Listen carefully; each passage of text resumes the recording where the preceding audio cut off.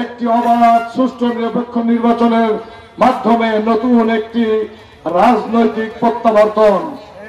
আমরা সবাই বিশ্বাস করি এদেশের বৃহত্তম দল বাংলাদেশ জাতীয়তাবাদী দল এবং তাদের বৃহত্তর জনগোষ্ঠীর যে সমর্থন রয়েছে সেই সমর্থন নিয়ে ইনশাল্লাহ আগামী নির্বাচনে মানুষ ব্যাপকভাবে ধানের শীষের পক্ষে ভোট দিয়ে বাংলাদেশ জাতীয়তাবাদী দলকে রাষ্ট্র ক্ষমতায় নিবে এবং তখন এই 31 দফা কর্মসূচি বাস্তবায়নের যে প্রতিশ্রুতি দেওয়া হয়েছে সেগুলো ইনশাল্লাহ বাস্তবায়ন করা সম্ভব।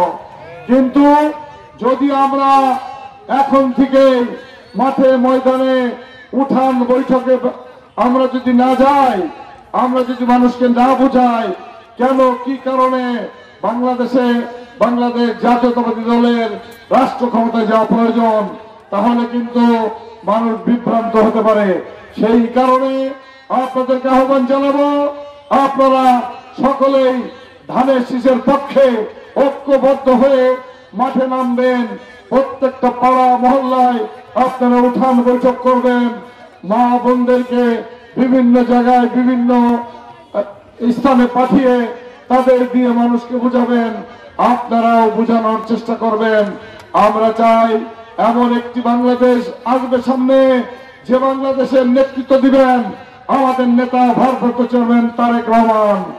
ইনশাল্লাহ আমরা আপনাদেরকে এইটুকু নিশ্চয়তা দিতে পারি, আপনারা যেভাবে সকলেই একসাথে কাঁধে কাঁধ মিলিয়ে আগামী দিনে ধানের শীষের পক্ষে যে একটি আন্দোলন গড়ে তুলেছিলেন বিগত 17 বছর, সেই আন্দোলনের ফলস্বরূপ আগামী নির্বাচনকেও একটি অত্যন্ত সুন্দর আন্দোলনে পরিণত করতে হবে এবং আমরা সকলে একসাথে ধানের শীষের পক্ষে ঐক্যবদ্ধ হয়ে ইনশাল্লাহ বিপুল বিজয় সুনিশ্চিত করব।